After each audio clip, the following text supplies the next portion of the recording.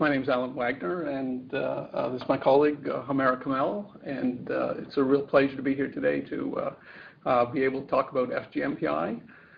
This is work that Hamera did for her PhD, which she's now graduated. She's a postdoc at UBC, and this is ongoing work with Intel and Mitex, and we're continuing to sort of develop this with some more students.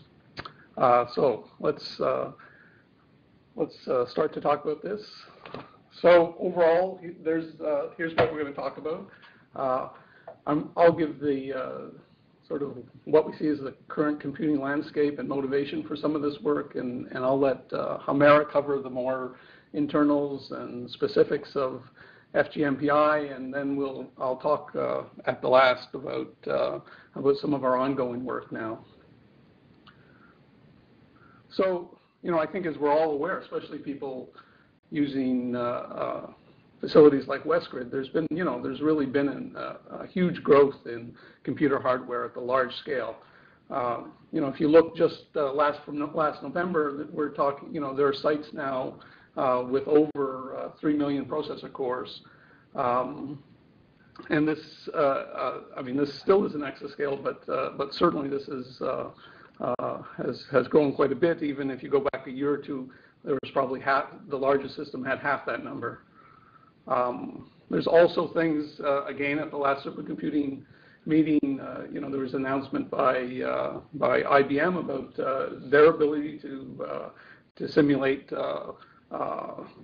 almost 100,000 MPI processes on, again, 1.5 million processor cores. That's a huge number of cores. In the context of FG-MPI, maybe not quite as many MPI processes, but they were doing, IBM just recently announced their initiative in cognitive computing, and, they're looking at, and this application actually was, simulating the ongoing work they have on creating neurons and doing that type of computing. But again, so we're starting to see applications which potentially can make use of a huge number of cores. But there really is a question mark when it comes to, what does the software for this look like? How can we actually program machines with this number of cores and hope to have it work correctly? And as you know, there's been a push towards exascale, and just to put it in perspective, exascale is 100 million cores. It's what it requires, or estimated to do, a trillion floating point, a million trillion floating point calculations per second.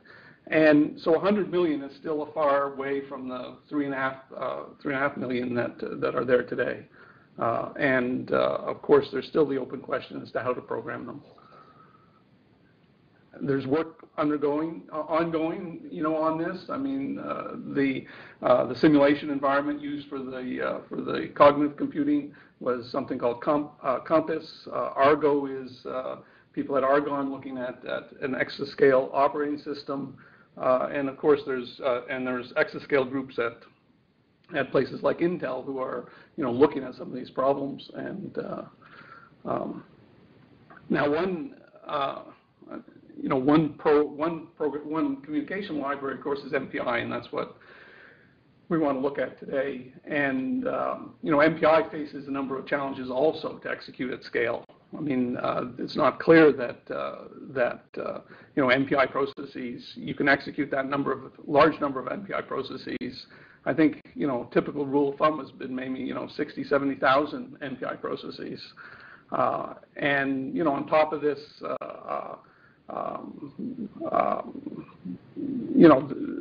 these sorts of machines are starting to appear. So the project FG-MPI started a few years ago, and one of the motivations was really to be able to explore performance and scalability issues of the MPI middleware. We really, I don't know, I think maybe lots of people might be frustrated by the fact that you can develop programs, but then when you come to execute them, you find you can only execute them on on the small machine that you have access to. So maybe on your laptop you can only run 100, 200, 300 cores or 300 processes, but So it would be nice to be able to run thousands, not have MPI tied to the hardware as it now is. And once you've sort of decoupled it from the hardware, it really gives you the opportunity to really expose a massive amounts of concurrency, right? And that's really and that's another prime motivation. And as I said, not only as now we have larger machines, but the landscape for machines has also changed at the processor level as well. And I'll hand it over to Hamera to talk about some of those issues. Thank you. MPI is widely used for high-performance computing, and since the advent of multi-core systems, there's an ongoing debate in the MPI community as to how to take advantage of the fine-grained parallelism which is available on these multi-core systems. And there are a number of languages and frameworks which have emerged to express fine-grained concurrency on these systems.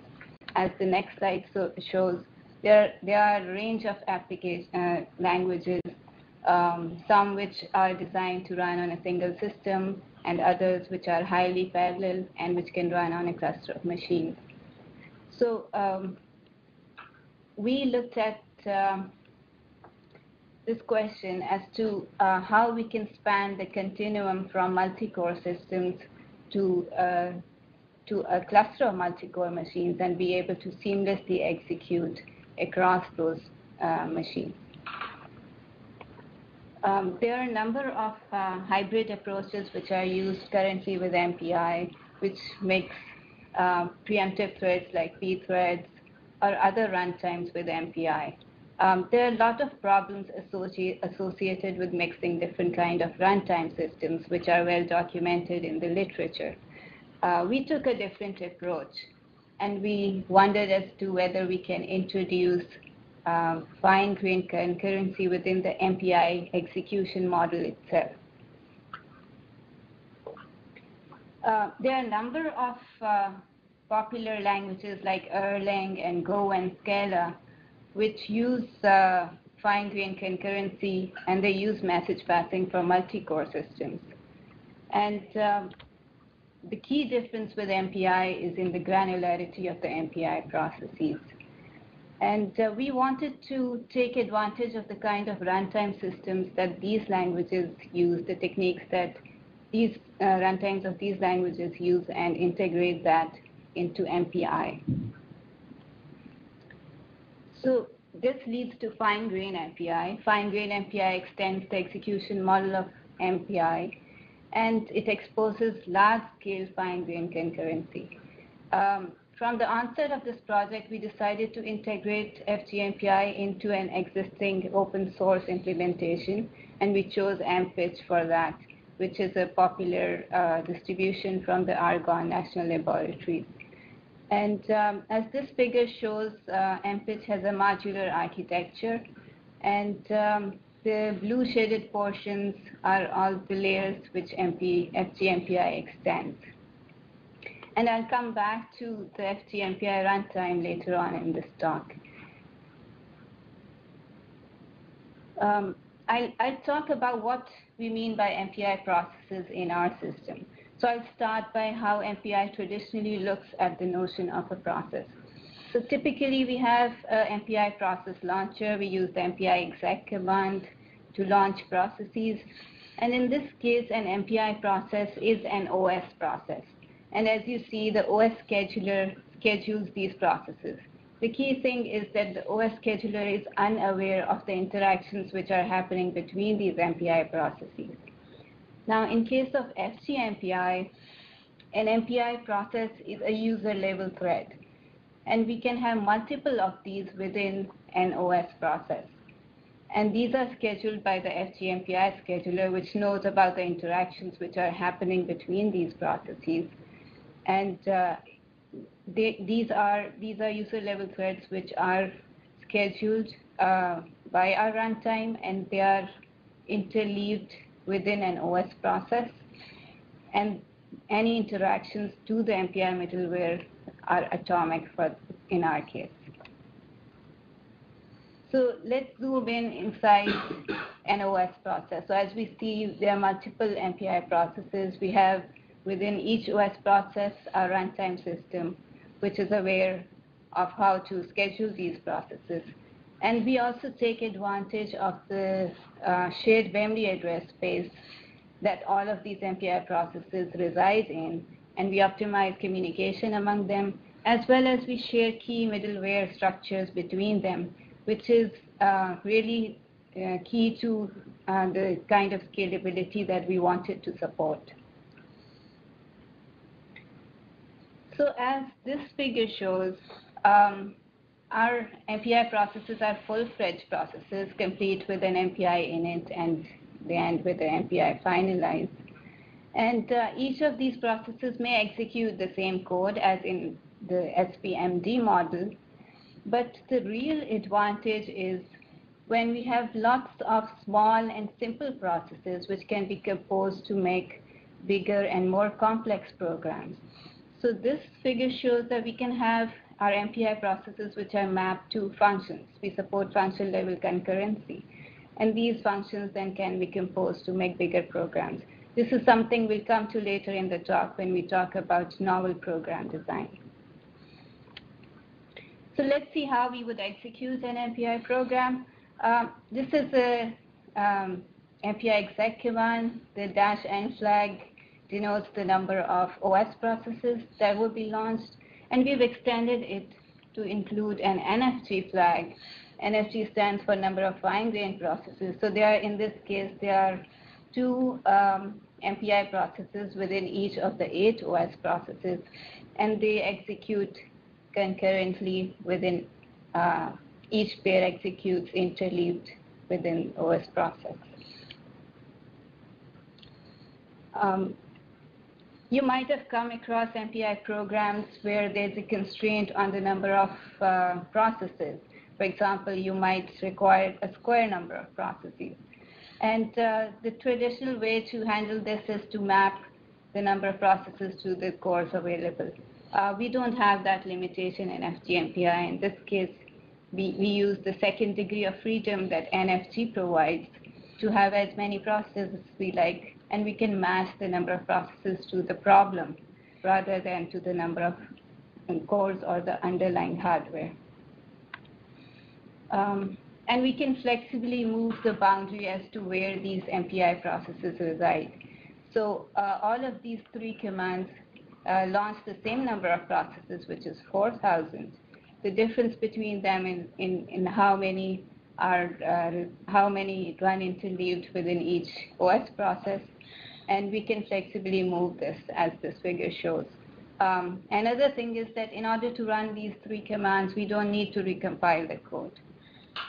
These would run without any changes to our source. And we can, of course, now have hundreds and thousands of MPI processes because FG-MPI supports very light-scale, lightweight MPI processes, and I'll talk about how we do that later. So now you're not restricted to having thousands of cores in order to run an MPI program, which requires thousands of processes. It's possible for you to have them on your laptop. And last year, we tested FG-MPI's ability to scale to a large number of processes. And I will take this opportunity to thank the Westgrid facility and Compute Canada for providing us access to the Westgrid cluster. And we were able to successfully show that we can scale to over 100 million MPI processes on a large cluster of more than 6,000 processor cores. And our special thanks to the Westgrid staff, Roman and Brent, for their help during all our experimentation. And they put in long hours, working early mornings, and they helped us with lots of problems that arose during the experiments. Our special thanks to them. And this is the first time any system has demonstrated that they can execute 100 million MPI processes, and this got picked up by HPC Wire. And one thing is I'll talk about, there was a lot involved in getting this to work and getting the FG-MPI runtime system running. But from the user point of view, the MPI exec command was very simple. So in this case, we have 16,000 interleaved MPI processes in each of the more than 6,000 OS processes. I'll also briefly talk about what it means from the point of a programmer to write an FG-MPI program. So there are two additional things that will be added to your program. The first thing is that you need to specify, just as MPI exec specifies where the OS processes are mapped, we have an analogous routine, which is FG-MPI exec, which specifies what function each of those interleaved MPI processes would be executing. So the user specifies which function each of the MPI process executes. And the second thing is the part in red, which is added to the code. The rest is similar to how you would write an MPI program. For example, in this case, you have process A. It starts with MPI init. It would have other MPI routines and ending with finalize. And similarly, you could have other processes which are mapped to other functions.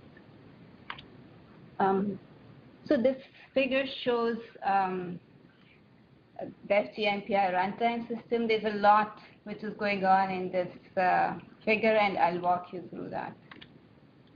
So the first thing is that we support lightweight MPI processes. And for this, we used coroutines as the basis to implement non-preemptive user-level threads. What this figure shows is that we have we share a number of middleware structures within these between these coroutines, and this is something which was key to our being able to scale to large number of processes.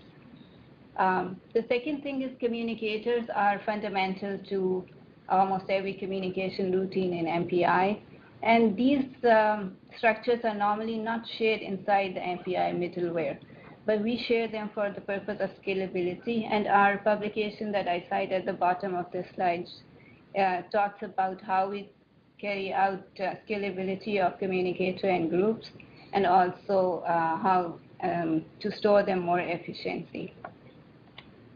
And at the heart of the middleware is the MPI process engine, as well as the MPI message management system. So there are two things to note here. The first is that we decouple the MPI message management from the network point of attachment. And we also extend the management system to introduce multiplexing and demultiplexing. And the second thing is the MPI progress engine, which is shared among all of our coroutines here. So this allows the coroutines to cooperate among themselves and progress messages for each other. So, and this is something I'll talk about when I get to the scheduler part, which is, of course, the key to being able to schedule and cooperate among these processes. And it is aware of what is happening inside the middleware, so it can make decisions based on that. So I'll give you a few brief scenarios as to how the runtime scheduler can support cooperative multitasking. So let's take an example where we have two co-located processes, and there is a sender and a receiver, and the receiver runs first and it posts a request for the sender. And when the sender executes, it sees that there's a matching request by the receiver. So in this case, the sender can continue to execute, and it will notify the scheduler that it should unblock the receiver, which was waiting for its request. In another scenario, we take the opposite case where the sender runs first, but there's no matching receiver yet, which has posted a request. So in this case, because the sender operation cannot continue, it will block, and it will yield to the scheduler, and the scheduler will pick another process which can run in this case. Now, taking an example where the two sender and receivers are non-collocated, in this case, there could be a number of things which could happen depending on the state of the network buffers. In this case, the sender may be able to send the message and continue executing, or it may yield to another co-located process and so on. But there's an interesting case which arrives in case of long message protocol. So in this case, the sender might send a request, a clear to send request, and it cannot proceed until it receives a response back. So it would yield to another co-located process, which would, in this case, be able to cooperatively progress the message, the response message when it arrives for the previous sender. So this is the example of cooperative multitasking happening within our MPI processes. As I said earlier, we support function-level concurrency, and there's a common example which arises in MPI programs for overlapping communication with computation with communication through the use of non-blocking MPI routines. So the program normally looks like this. In this case, let's suppose we have a receiver which is waiting for a number of requests, and it posts a number of requests, a number of non-blocking requests. And based on these requests, there are a number of cases. In this case, we are deciding on the tag as to which part of the code executes. There are a number of problems in writing this. First, the programmer is trying to do the scheduling between the computation and communication within the program. All the request buffers are global in this program.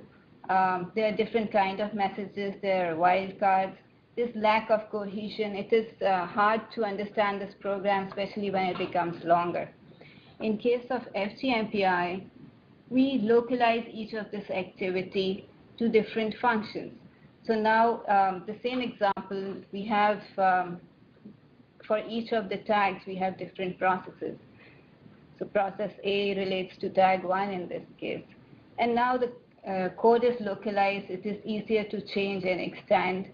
And we don't have any non-blocking operations because the control loop is being handled by the scheduler. So the scheduler in this case acts as an abstraction device which takes the scheduling out of the program and into the middleware. And in this case, the programmer can focus on what to schedule rather than how to manage it in the program. We implement optimized communication in our middleware, and there are multiple levels at which this communication could happen. For example, it could happen within the same OS process among co-located, and we take advantage of the single memory address space there. Or it could happen within the same node. In this case, we use MPIS-2's shared memory communication, which happens through Nemesis. And across the network, of course, we use the network fabric. I'll briefly talk about some of our performance results. So for communication which is happening inside inside an OS process, the internal communication is akin to a memory copy. So a fast context switch time between coroutines is about 0.1 microseconds, which is, as you see, an order of magnitude faster than OS level context switch. And similarly for collective operations, we take advantage of single address spaces also. And these are some numbers which show how long a barrier operation takes. On a single multi-core node, we see that the latency introduced by increasing the number of processes is sublinear to the increase in the number of processes. And for our Westwood experiments, a barrier on 100 million MPI processes took a fraction of a second, 0.2 in this case. Now I'll talk about some of our experiences in using FG-MPI. The first thing is that it lets us investigate scalability issues without having to have access to those many hundreds and thousands of cores. We can develop programs which can scale to run to hundreds and thousands on our laptops or clusters. And also, we have found in our implementations, in our designs, that we can run the MPI processes. It helps us to find problems in our MPI programs. So as I said, we can flexibly move where the MPI processes run. So it is possible for us to run all of the MPI processes within a single OS process if we want to, which is the same as a sequential execution. And this has helped us in detecting safety issues like deadlock. And also we provide a scheduler like round robin, a determinist scheduler, which helps us have some control over the amount of determinism, non-determinism in our program, and helps us to detect problems. At this point, I'll hand over to Dr. Wagner. Yeah, so sort of, given all this, it sort of begs the question, right? What would you do with millions of processes? And what if you now sort of took the assumption that, processes are plentiful and processes are cheap? The nice thing about processes is you can move them around and you can put them on different machines, whether it's one machine or multiple machines. So once you create a program, it gives you a lot of flexibility as to how you can run that and the size of the machine you might be able to get good performance off of. So this is sort of the notion of extreme scale programming, and our approach to this really is to take more of a distributed systems approach to this. Applications really, if you look at large applications, right? They're not a single algorithm. They're typically made up of lots of algorithms. So there's lots of systems and subsystems involved. And this acts a little bit. This is more. This gets a little bit more in sort of distributed system design. And the other approach that we've taken, and for this we view of building sort of a service as a subsystem, and then putting together the services. For example, you see that sort of approach with Amazon, right? Who bundled together lots of services, but they all run on as different processes, right? We're talking about services that basically are part of the program, that are embedded inside the program. And the other approach we've taken is sort of an actor approach to it. That is, individual processes are each their own actor. This is very different than, this is somewhat similar to the object-oriented approach or view, but it's different in the sense that the actors now have complete control over their state, right? Unlike objects whose state can change as some thread goes through it, a process can't. A process has complete control over its state and future. So basically our approach is, we design a bunch of actors, we throw them all into sort of this process ecosystem, and we see the behavior that starts to emerge. So in some ways, this is an old idea, I guess, but maybe it's an idea whose time has come in the sense of what the hardware now looks like. I mean, we know, looking at biological systems, I mean, it's actually quite amazing what distributed systems and the type of emergent behaviors you can see if you look at the world around us, right? It's really quite amazing. And of course, it doesn't stop there. I mean, humans do this all the time, right? We in the real world, of course, systems are distributed, and we learn how to build systems to cooperate to achieve different ends. And I'm hoping that this is an area that we can do more work on to understand better how we can build systems like that, which will scale up.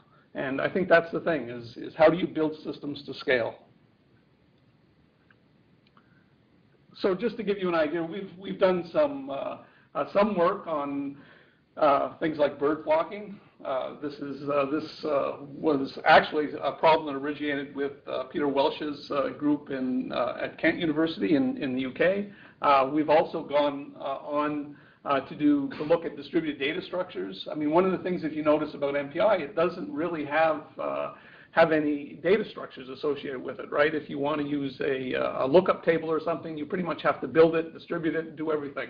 It'd be nice to have to somehow be able to have a library that would just simply provide you with things like a lookup or things, essentially things like what you get from sort of key value stores or things like that.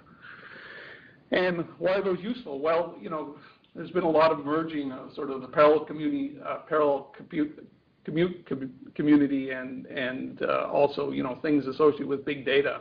And one of the big data problems which are particularly interesting these days are, you know, very dynamic graph applications. How do you, you know, load in a graph and then start to query it intelligently? And what if that graph is changing all the time? You know, think now of, and again, not exactly scientific applications, but think of now of Twitter feeds or, you know, large sensor data feeds, financial data is another, and how do you do that? So let me just briefly give you an idea of this. I won't go into too much detail with it, but we've experimented with this. So with, again, using, you know, over 200,000, and there's really up to 1 million processes on a 200-core machine. So if you have a graph, so just to show you how this applies to sort of graphs. I mean, if you have a graph and you have edges, of course, what you can do is take the edges and basically store the edges in a lookup table. And this allows you to access the edges and access other information about the edges, things like, you know, the nodes that they all may be adjacent to, right? And one structure for this that you could use as a lookup is a skip list. Skip list is a probabilistic data structure, has good order log n access time, and but for in terms of FG-MPI, I think the important thing to point out here about the skip list is all these edges that you see, B, A, C, E, D, which actually we keep as an ordered list, but in order to develop this application, what we did is we made every single element, every single edge, its own process. I mean, this, of course, is something you'd never think to do in MPI. This would be ridiculous to have, you know, such a small amount of work be inside a single process. But again, with FG-MPI, you can start off by simply start off with a simple program that just makes every little entity, every little item, its own process. And now all you have to figure out is take a process view of this and ask yourself the question, well, who do I have to communicate, right? In this case, in a skip list essentially can be viewed as a hierarchy of chains. And as you go up the hierarchy, higher and higher, you can see that the chains are shorter and shorter, and those higher level chains actually sort of act like shortcuts. And so that's how you get the sort of the log n access behavior. But again, it's all you have to create this program. You can start. I mean, the way to start it is to simply say, what if I was, you know, the process with item A? Well, who do I have to communicate to, right? And then you just basically have to throw it in and see what emerges. So there was a number of other services we have to add. We had to add a free node service. That is, since this is a dynamic data structure, we have to be able to add and remove nodes. This is another aspect of FG-MPI that we really didn't talk about, but there's also that opportunity in FG-MPI to have a bunch of extra nodes basically just sit around and just wait for a message to start to become some other and act like some other process, right? So this basically provides sort of a free node thing. It also allows us to sort of do dynamic load balancing, because what we can do is create these extra processes. They don't cause any extra demand on the system, because the scheduler basically is ensured they're sort of swapped out. They're just pieces of memory. But then when we need them and we're trying to load balance, we can actually call them into action.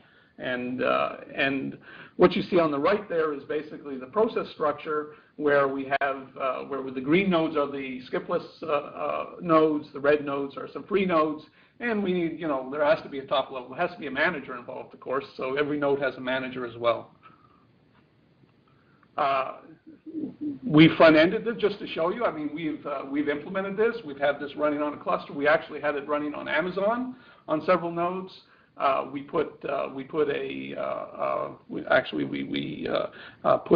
wrapped a 0MQ server around it, and it made it possible to actually serve up edges and serve up nodes from the web. So just to show you the applicability of this sort of thing. And again, on the application side, it has the ability to just continually add and remove nodes and query nodes in some sort of dynamic graph structure. I won't go into a lot of detail one other advantage of this is, if you look at SPMD programs, I mean, the way you scale up, of course, is by replicating that single program image, right? And when you have to write programs like that, what happens is you sort of take a single program view of things, right? And then you sort of think of everything happening as a phase. And those phases sort of get split, and quite often in most programs, it gets to the point where you have to sort of decide to do different things in a phase.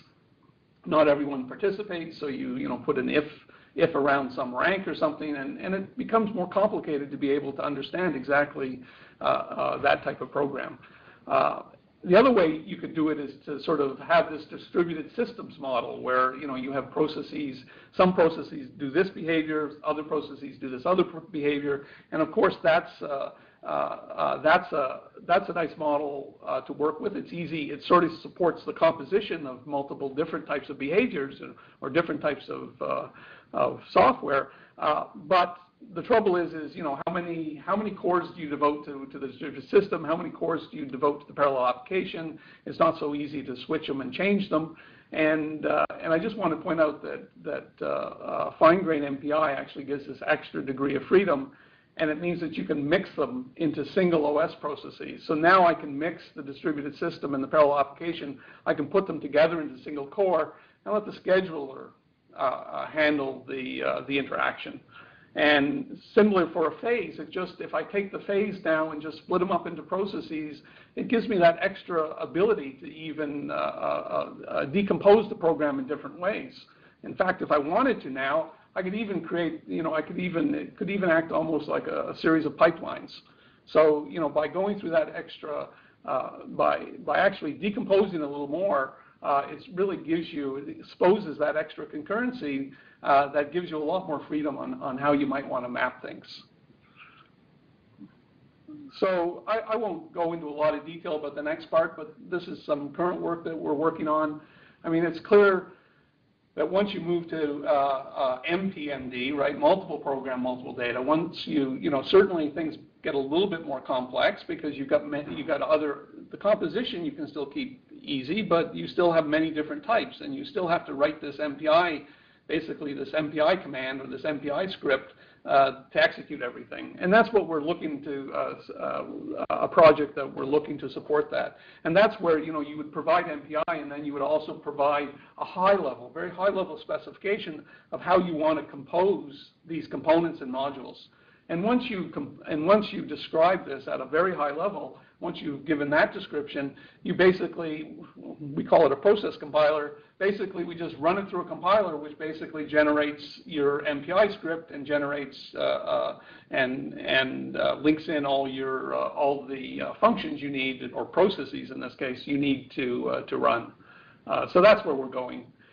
So it's basically, design your program, create the specification, and we'll do the packing and the shipping out to the processes for you.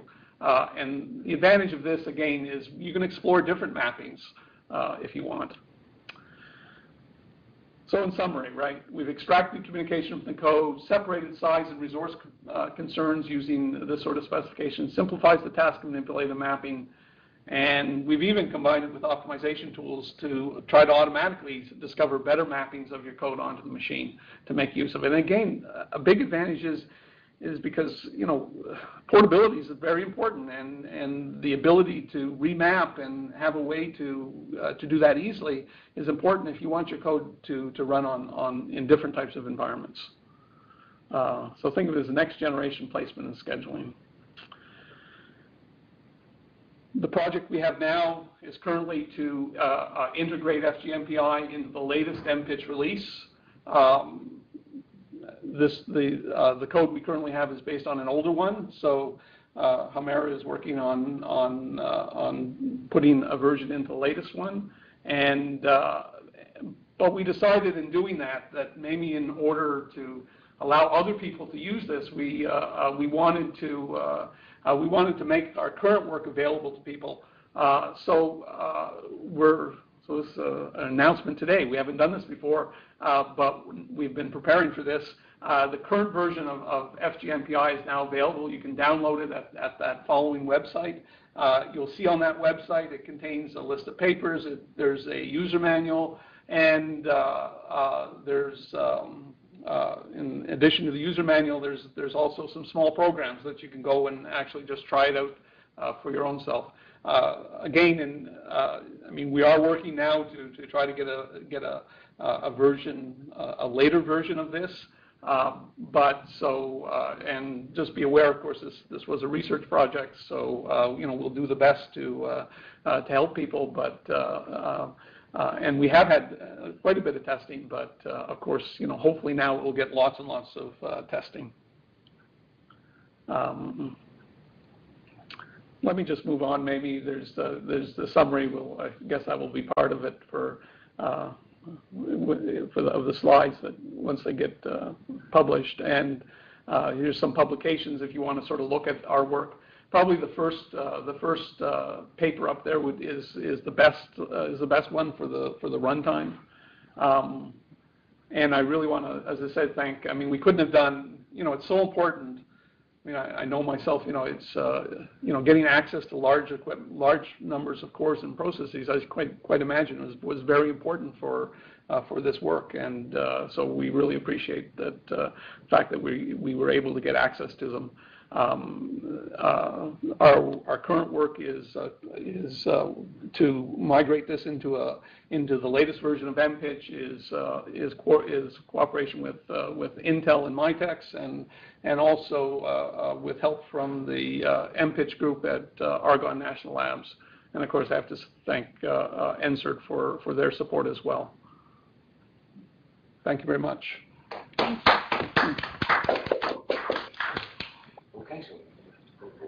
Okay, do we have any questions from the other sites? Yes, we do. I have one here from you, Lee. Go ahead. So basically, there is. I mean, so isn't there any bottleneck in the scheduler itself? How does it manage all these like millions of little processes and trying? I mean, it should be a bottleneck, especially if the amount each MPI process takes, you know, a few milliseconds. So isn't there any issue in there? The FG-MPI runtime, we have an FG runtime within each of the OS processes. And each of the MPI processes are executing in an interleaved manner. So the scheduler is not managing millions of processes at the same time. It is the one which is executing. Once it is not able to make progress, it yields to the scheduler. And then the scheduler would pick another co-located process which is able to run. We introduced different kind of schedulers in our runtime. As I mentioned, we have a deterministic round-robin one. So that is basically picks the next one which is ready to run. We also have another one which uses receive side blocking. So in this case, we have different queues where the ones which are blocked and unable to make progress are put in a block queue, and the other ones are placed in a run queue. So the millions are spread across multiple OS processes, but each of the scheduler works within the domain of an OS process.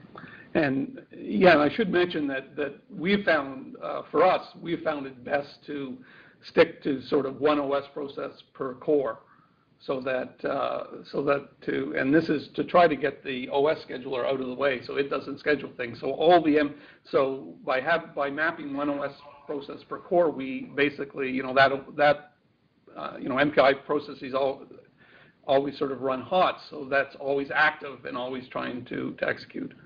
And I mean, it is the case that if you have 30,000 MPI processes inside a single OS process, there's a lot more context switching going on. So there is definitely some extra overhead.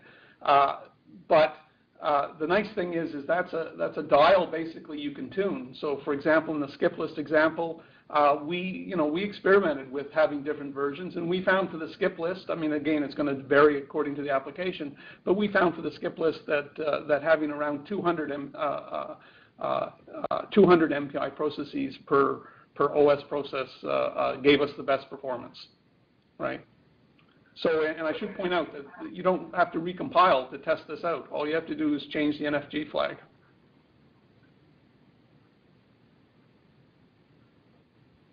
Okay, there was a question from Alberta. Yes. So this seems to be a similar process to Chapel, where you compiling in the topology of the network. What is the advantage of this over something like the Chapel language? Sorry, could you repeat the question? We're having a bit of issue with your audio.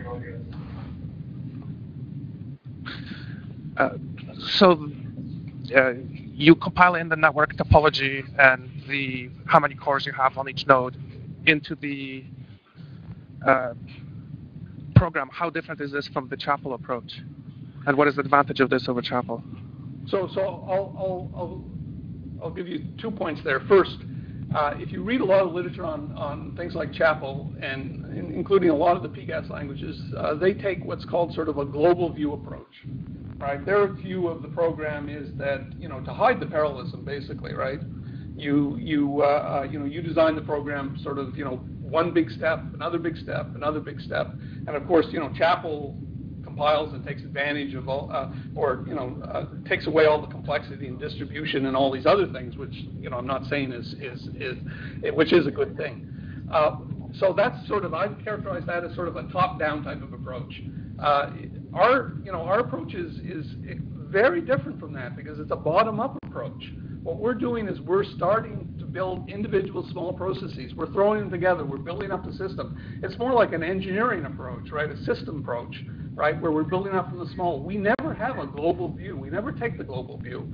We design processes in a small, encapsulated, cohesive manner, and then add them together, and then let the global behavior emerge. So that's I think, an essential difference in sort of the whole approach. Now, in terms, of course, it's great to have a compiler put in, take care of all that complexity for you.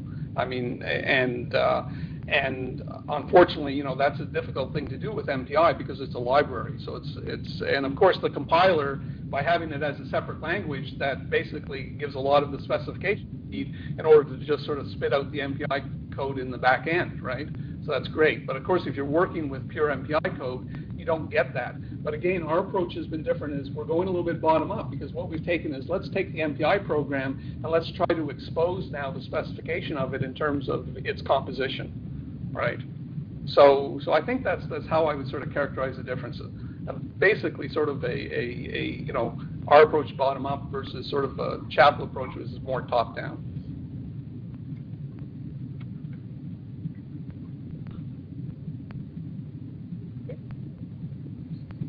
I don't think I see any more questions. So another question from you, Vic, please. Okay, Vic, go ahead. So I mean, I'm still a little bit puzzled because, I mean, as a user or as somebody looking at the cluster, I do a little top or a PS, and it shows me, if things are running as a iOS, like as a operating system process, I can see it. If each thread, I can show the thread. So how can I see these little processes running there? So I am a little baffled how you will be able to tell, like, how many and all these things. Yeah, the short answer, of course, is if you don't put some code inside those MPI processes to make yourself aware of them, you're not going to see them, of course, because they're user level and certainly the OS is not aware. But let me just point out though, if we're going to really move to models where we have millions, 100 million processes, you don't want to look at them. You need another way to see everything, right? It's individually looking at things at that scale just isn't possible. And it was sort of interesting because the student who did the work on the skip list, he routinely was programming with thousands and thousands of processes, and this was a little bit challenging. But the interesting thing about working with message passing like this is that when you have so many processes, errors get exhibited. You actually find the error comes up, and once you get it working, it works really well, and it scales, and you don't see, and the problems stop appearing. So I think, you might want to try to do it in the small, or do it within a single process, and the nice advantage I think of message passing is if you get it right, at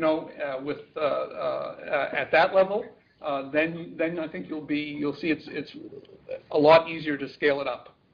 Yeah, so my issue here is like, imagine that, so in the usual MPIs, I'm just talking about like a debugging stuff. So I look at process, I attach to it, a GDB or whatever, and I can tell it's a single stuff that runs a single nicely flow I can see, as opposed to yours, like if you have this, thousands of MPI processes inside a single OS process, how can I debug that?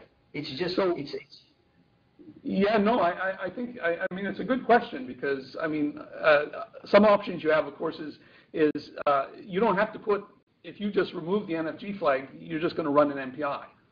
So yeah. In some ways, we're not, so if you want to debug it like an MPI process, again, you lose the ability to have huge numbers.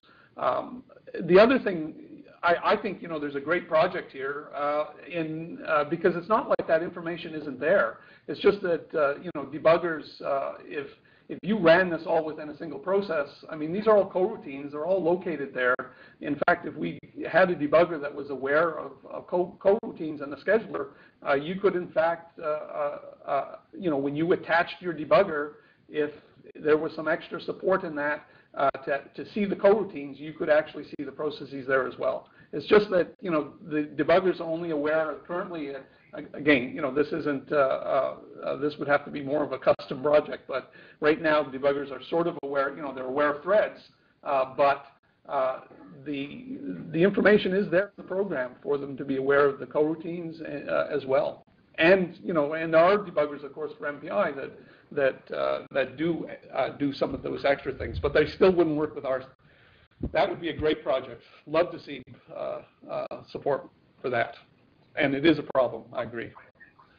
Just to add one more thing from a programmer point of view, our processes tend to be small and simple.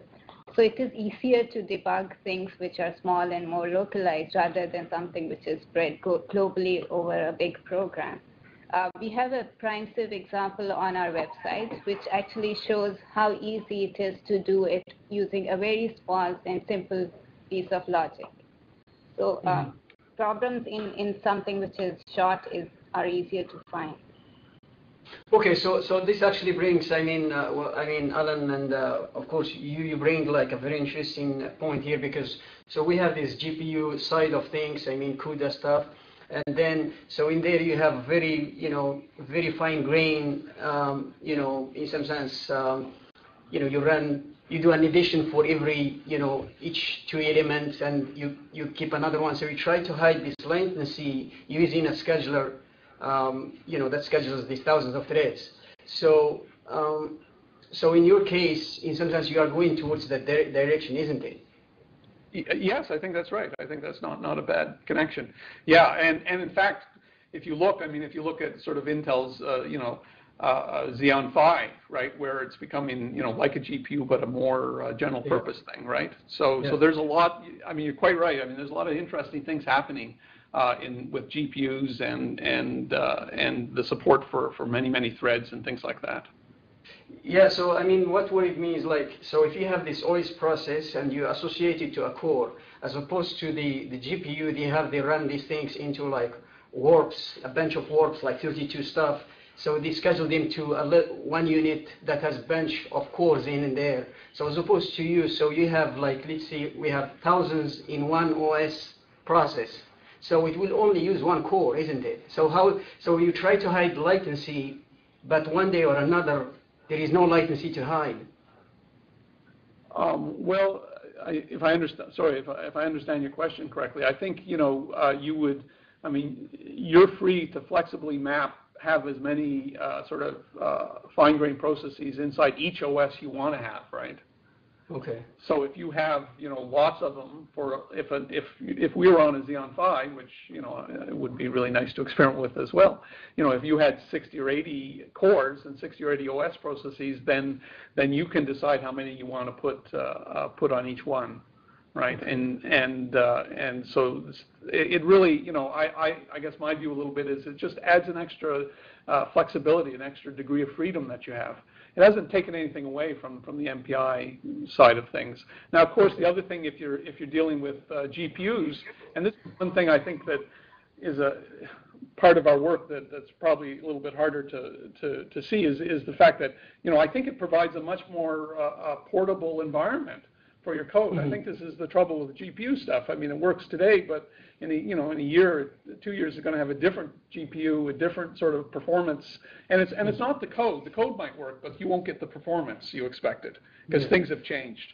And I think I think this way things are a little bit more generic, right? I see MPI processes are just little piece fragments of code, and we're just giving the flexibility to sort of move them around or easily inside a node and between nodes without having an individual have to write any special code to handle that. Okay, so you can actually move you can actually migrate an MPI process to another OS process. Yeah, well, we can. I hesitate to use the word migrate because, of course, that's it's hard to migrate processes. What we can do is basically we can stop an FG process inside one OS process and fire up a new one on the other process. Okay. Sort of like transporting. We basically have a transport device, transport the state from one OS to another. Okay. So let me just, I'm asking too much questions because this is so beautiful. It has been, I saw this a while ago, but I never actually understood the beauty of it until, it was exposed. So it's so beautiful. That's why I asked too much question, and sorry to bother a lot. Thank you. Thank you. So, Alan, I have one more question. Sure. Because usually right now, typically, if we are building more cores within one node, but the ratio of the core per memory basically stays exactly the same. Is it any limit in this case? Does it limit your application in terms of how much stuff you can compute? I mean, ultimately, the number of number of fine-grained processes you can have is going to be limited by the number of the memory of the machine. So that's going to be the ultimate limitation. In fact, exactly the limitation we reached with Westgrid, right? I mean, that was ultimately it was the memory we ran out of, not cores. So yeah, memory. So in terms of the building the application, you also need to have a little bit massive amount of memory per node, right? Absolutely right. And in fact, if you had a huge, if you wanted to sort of scale up instead of scale out, if you wanted to have one node with massive amounts of memory, then of course you could run more MPI processes inside a single machine. Yeah, it's memory and cores are tied together here. Yeah, so actually one of the questions I was planning to ask, and Roman reminded me, is the fact that, so when you are how do you deal with local caches and things like that? Because when you have something running, then, it caches a bunch of things, and then, you will have, so, because a lot of, usually, in our field, high-performance computing stuff, we try to squeeze the things by looking at different memory hierarchical stuff in this. Well, two comments. There's an advantage with FG-MPI because when you put more FG processes inside a single OS process, normally the size of the messages gets smaller, and also sort of, think of a matrix multiplication or something. Also, the block size it handles is probably smaller. So that means the individual processes are computing over, smaller blocks, and in fact, if you adjust the number of fine-grained processes right, you can actually fit it to the block size. Now, so you can but of course you're using up that degree of freedom, basically, right? On the other hand, of course, if you have 30,000 processes, it's quite likely that you're going to have more cache misses, right? Yeah, but there is that again. It's a knob you get to turn. So in some sense, you can't.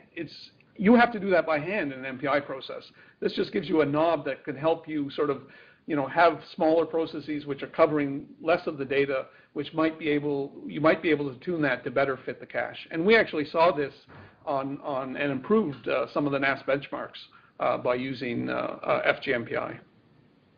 Okay, so like, how do you handle the locality? Like the locality, I mean, because in the CUDA world, or I mean GPU world, if you have like adjacent like threads, they get, in some sense, they get to use this cache a lot, because in some sense they respect that order. But right. How do you do that? Because in here you stop the MPI process, and then one of the MPI processes somewhere, you just, so I don't know how. Well, again, the scheduler could help with that, and do remember that all the fine-grained processes run inside a single memory address space. Okay. So if you wanted to be clever, you could do different things. You could even have some, treat some of it as shared memory if there's some structures you wanted to share. It'd be cheating a little bit in terms of message passing, but I mean, the fact is it is running in a single address space. Okay. Excellent. Thanks a lot. Thank you. I appreciate that. Thank you. Okay. So I guess we can thank the speaker again. Thanks, everybody. Thank you.